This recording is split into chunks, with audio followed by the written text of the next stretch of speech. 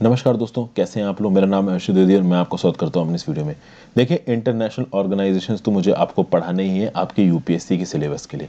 तो international organisation की series को मैं शुरू कर रहा हूं। वैसे तो एक दो इंटरनेशनल ऑर्गेनाइजेशन को मैंने पहले आपको बताया, इसके लिए एक अलग से प्लेलिस्ट सेक्शन में जाइए।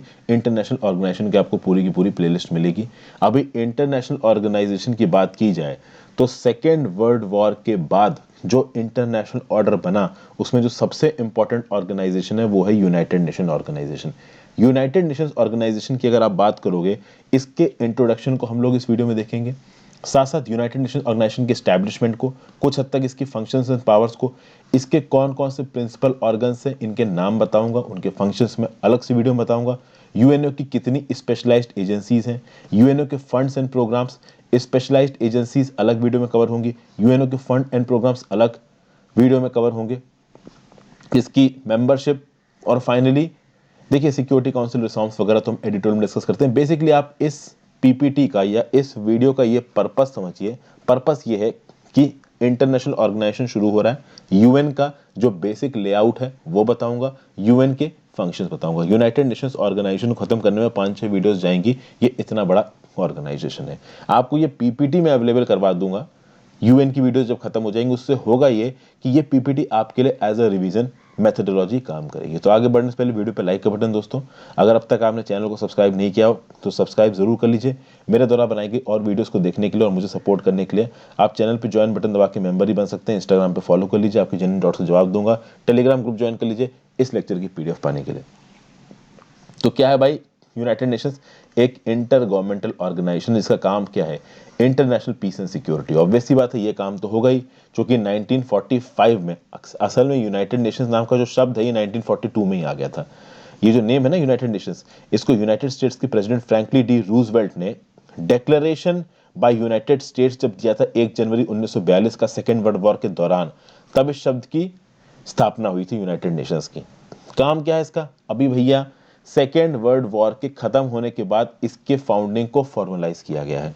तो कहीं ना कहीं इंटरनेशनल पीस एंड सिक्योरिटी, चूंकि सेकेंड वर्ल्ड वॉर में जो सबसे ज्यादा डर डिस्टर्ब था वो थी इंटरनेशनल पीस एंड सिक्योरिटी। भैया तबाही मची थी, हर जगह लोग पागलों की तरह लड़ रहे थे, एक दूसरे को मार रहे थे, देश आपस में लड़ रहे थे। तो इंटरनेशनल कॉपरेशन हो और कभी भी सेकेंड वर्ल्ड वॉर जैसी सिचुएशंस प्रोड्यूस ना हो, क्योंकि कहीं ना कहीं लीग ऑफ नेशंस इनफेक्टिव हो गया, जो कि 1918 में बना था फर्स्ट वर्ल्ड वॉर के खत्म होने के बाद। तो यूनाइटेड नेशंस को इफेक्टिव बनाना एक नेसेसिटी हो गई थी, एक जरूरत हो गई थी, क्योंकि दुनिया तीसरा वर्ल्ड वॉर अफोर्ड नहीं कर सकती थी। क्योंकि 1945 का जब सेकेंड वर्ल्ड वॉर खत्म हुआ ना, उस समय तक न्यूक्लियर वेपन्स आ चुके थे। सबको पता था अब तीसरा हुआ तो न्यूक्लियर वेपन्स दुनिया को कर देंगे तबाह। अब तक का सबसे फैमिलियर, सबसे बड़ा और सबसे ज्यादा इंटरनेशनली रिप्रेजेंटेड और सबसे ज्यादा ताकतवर ऑर्गेनाइजेशन है, सबसे ज्यादा ताकतवर इंटर गवर्नमेंटल ऑर्गेनाइजेशन है यूनाइटेड नेशंस। हालांकि इस ताकत को भी कुछ कंट्रीज ने कंसंट्रेट कर रखा है अपने हाथ में। P5 मेंबर्स बन गए, यानी परमानेंट काउंसिल के, यूनाइटेड नेशन सिक्योरिटी काउंसिल के 5 परमानेंट मेंबर्स बन गए। अभी के लिए देखा जाए तो यूनाइटेड नेशंस ऑर्गेनाइजेशन में 193 मेंबर स्टेट्स हैं। तो जैसा कि मैंने बताया, फ्यूचर वॉर्स को प्रिवेंट करने के लिए बना था। कैसे बना, इसका फॉर्मुलेशन कैसे हुआ? 25 अप्रैल 1945 को 50 गवर्नमेंट्स मिली सैन फ्रांसिस्को में एक कॉन्फ्रेंस की और उन्होंने यूएन चार्टर को ड्राफ्ट करना शुरू किया। इस चार्टर को 25 जून 1945 को अडॉप्ट किया गया और ये इफेक्ट में आ गया 24 अक्टूबर 1945 को। यूएन ने अपने ऑपरेशंस को शुरू कर दिया। क्या था इसके ऑपरेशंस, ऑब्जेक्टिव्स क्या थे उस समय पे और आज क्या है? International peace and security, protecting human rights, delivering humanitarian and promoting sustainable development, upholding international law. जो लेटेस्ट मेंबर है वो है आपका साउथ सूडान। आपको पता है सूडान 2 भागों में टूट गया, सूडान और साउथ सूडान, और लेटेस्ट मेंबर यूनाइटेड नेशंस का साउथ सूडान ही है। 193 मेंबर स्टेट्स हैं यूनाइटेड नेशंस के। जब ये बना था तब इसमें 51 मेंबर स्टेट्स हैं। लेकिन जिस फैन फेयर से और जितने इंथुजियाज्म से इस यूनाइटेड नेशंस को बनाया गया, कहीं ना कहीं यूनाइटेड नेशंस की इंपॉर्टेंस कम हो गई, क्योंकि दुनिया 2 ब्लॉक्स में बढ़ चुकी थी। एक कैपिटलिस्ट ब्लॉक था और दूसरा सोशलिस्ट ब्लॉक था। कैपिटलिस्ट ब्लॉक में जो कंट्रीज थी उनका लीडर था यूनाइटेड स्टेट्स। सोशलिस्ट ब्लॉक्स की जो कंट्रीज थी उनका लीडर था सोवियत यूनियन। कहीं ना कहीं हमारे देश के जो पहले प्रधानमंत्री जी थे जवाहरलाल नेहरू जी, ये कुछ हद तक लेफ्टिस्ट आइडियोलॉजी को फॉलो करते थे, जो कि सोवियत यूनियन की सोशलिज्म की फिलॉसफी से काफी हद तक मैच करती थी। तो कहीं ना कहीं हमारी जो शुरुआती इकोनॉमिक प्रोग्रेस रही है वो जैसा सोवियत यूनियन में हुआ, कुछ कुछ उस तरीके से कॉपी करने की कोशिश की गई। यूनाइटेड नेशंस की बात करते हैं, वापस आते हैं।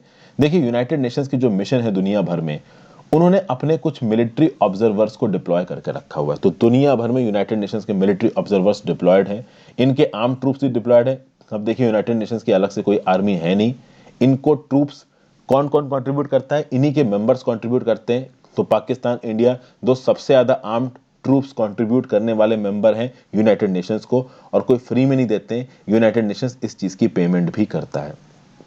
यूनाइटेड नेशंस की मेंबरशिप इसके बनने के बाद बहुत तेजी से बढ़ी, चूंकि 1945 के बाद आप देखोगे लगातार बहुत सी कंट्रीज को इंडिपेंडेंस मिलेगी कॉलोनियल कंट्रीज से, और जैसे जैसे उनको इंडिपेंडेंस मिलती जाएगी वैसे वैसे वो यूनाइटेड नेशंस के मेंबर बनते जाएंगे। यहाँ पे 11 ट्रस्ट टेरिटरीज भी इंडिपेंडेंस पाने के बाद आपका यूनाइटेड नेशंस के मेंबर बन चुकी हैं। अभी ये ट्रस्ट टेरिटरीज क्या है और ये ट्रस्टीशिप काउंसिल क्या है, ये मैंने पहले आपको समझाया है, फिर से आपको समझाऊंगा, थोड़ा रुके रहिए।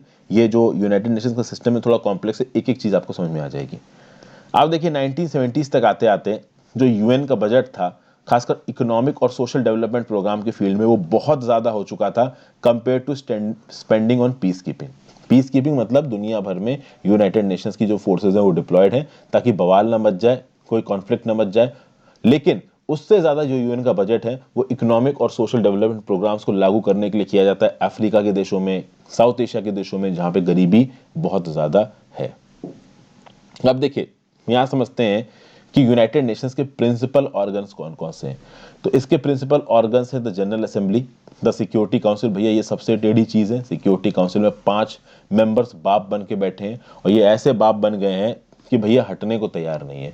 तो भले वो अब उतनी ताकतवर ना रह गए हैं और बाकी ताकतवर कंट्रीज भी आ गई, बट फिर भी सिक्योरिटी काउंसिल वाले जमे हुए हैं, कहते हैं हम तो अपनी सीट नहीं छोड़ेंगे, कुर्सी।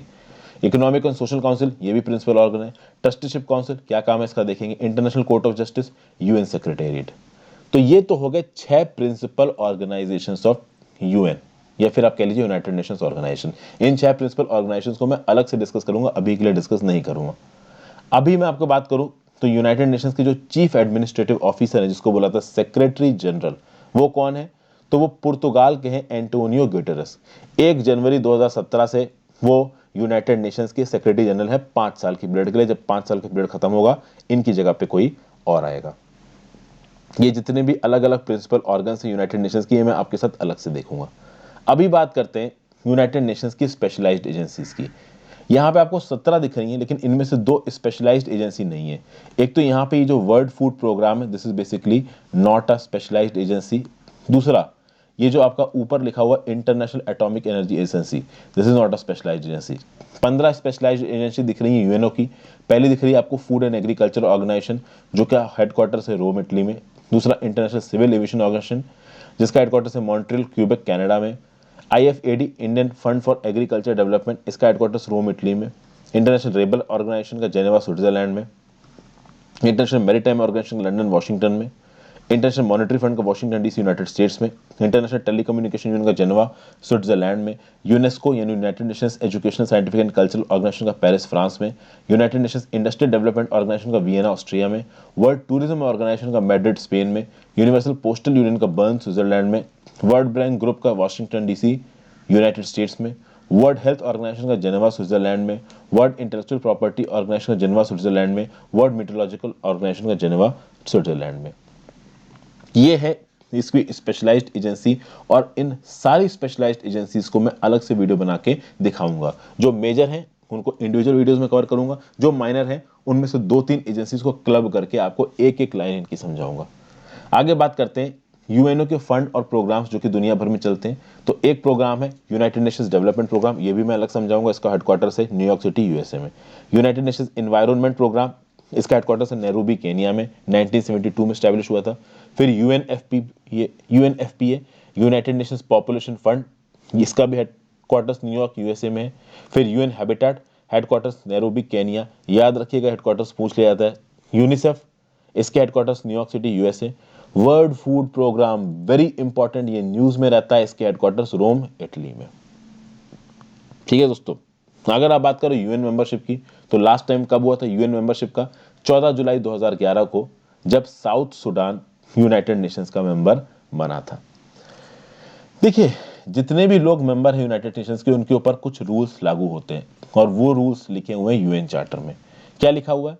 Membership in the United Nations is open to all other peace-loving states that accept the obligations contained in the present charter and in the judgment of the organization are able and willing to carry out these obligations। यानी वो देश United Nations के member बन सकते हैं जो कि इसके चार्टर में लिखे हुए प्रिंसिपल्स को विलिंगली मान सकते हैं।